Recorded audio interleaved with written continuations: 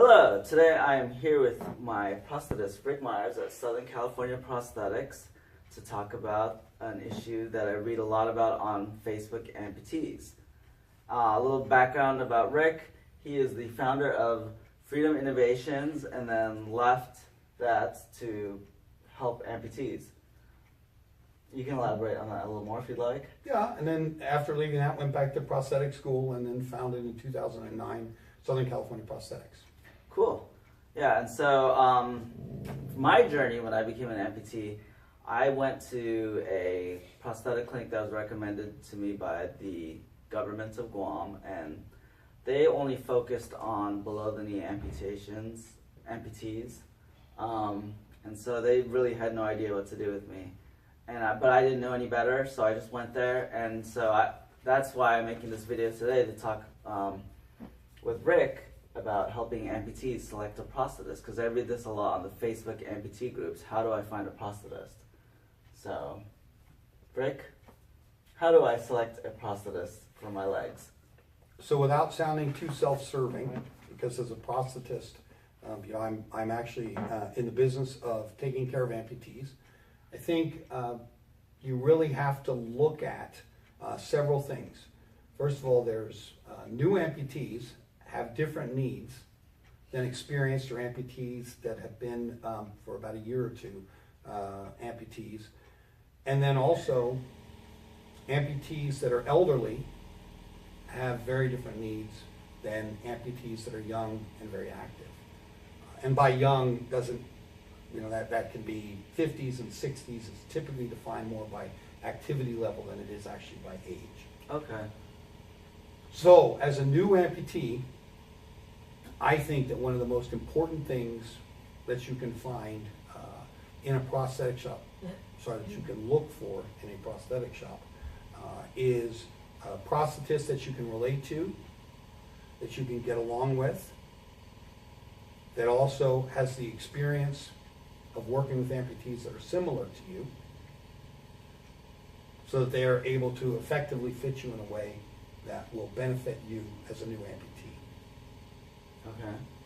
That makes sense, because when I was searching for a new prosthetic clinic and I found Southern California Prosthetics, I really liked their mission statement, and I knew after reading that they would take care of me. And then I called them and spoke with Rick a few times, and that just put me more at ease. And so that's why I selected them. Yeah, and we have multiple amputees that are bilateral transfemoral amputees, and we also have the benefit of having partnerships with other prosthetic facilities that fit a wide variety of patients as well. So between the combined clinical experience and also having amputees that are similar to you, your type of amputation, that actually adds a great deal of benefit to you as an amputee. I can't highlight enough, though, the relationship between the prosthetist and the amputee is very important.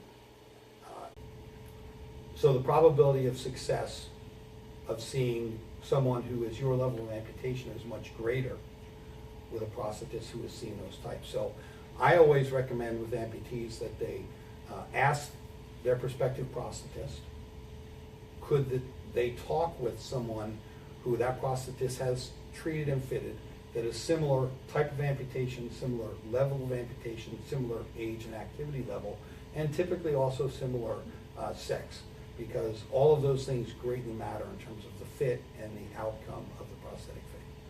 Okay. Thank you. That makes sense. So what other things should new amputees be thinking about when selecting a prosthetist?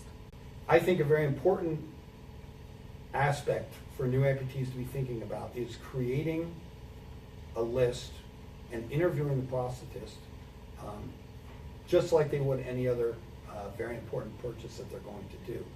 We think about medical care in a very different way. We are referred or recommended by physicians or care providers, and then we go and we have a very high expectation of success.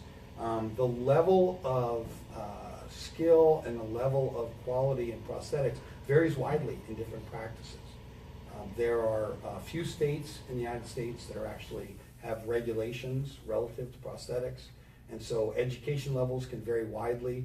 Prosthetic shops can concentrate on doing primarily orthotics and very few prosthetics. They can concentrate on upper extremity versus lower extremity prosthetics. So it's very important to think about it from the standpoint, I think, of making sure that you're selecting the best group. And to do that, having other amputees help you write up a list of questions, I think is very important. The other thing, as a new amputee, your needs will be somewhat different. You'll have to have a lot of adjustments in your prosthetic in the first year, more than likely. You'll also have to be dealing with pain management. You'll have to be dealing with a lot of changes that will be happening to you.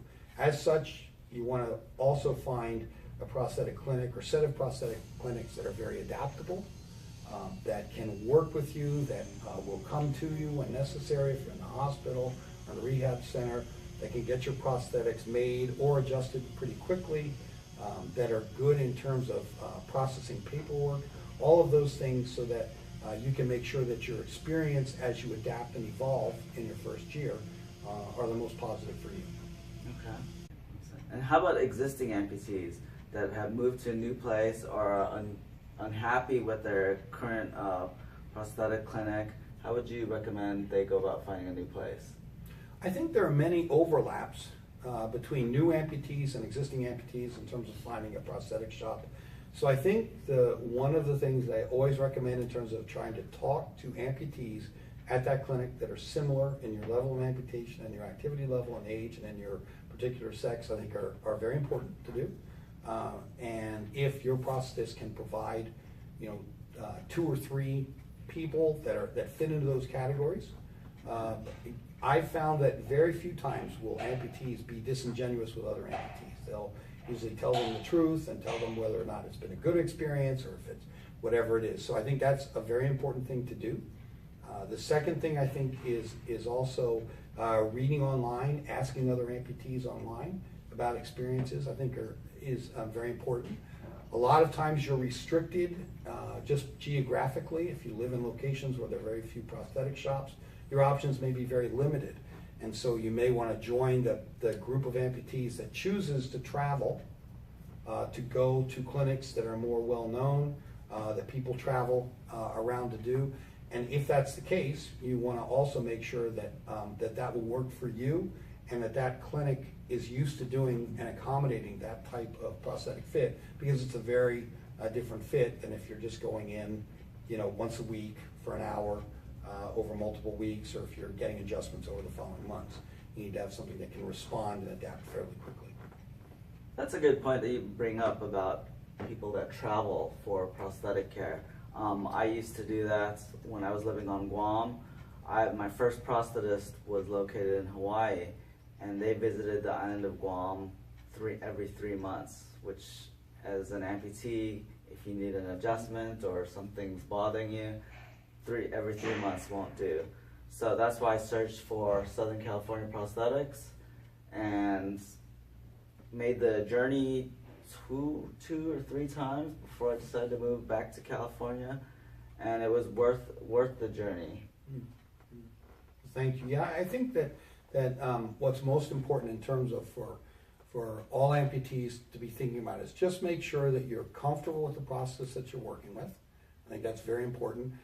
That the prosthetist has the ability to work on you, and that's demonstrated by success with other amputees of your type and your level. I think that's also a very important element in terms of ensuring successful outcome. And then the final thing to just keep in the back of your mind that what you are doing is purchasing something that, as a below-the-knee amputee, is equivalent in price to a mid-level Honda Civic, and as an above-knee amputee is equivalent in price to an entry-level BMW. And just accepting an okay result, accepting pain, accepting non-use, you can have a lot higher expectation with something that's so expensive. And you need it and deserve it as an amputee trying to get your life back to where you want to be. Yes. Right. Well, thank you, Rick, for answering my questions on selecting a prosthetist. And if you have any questions that you would like to hear answered, leave them in the comments, and the next time we do a video, we'll pick some of those questions. So thanks a lot, Rick. You're welcome, JR. Thank you for the opportunity.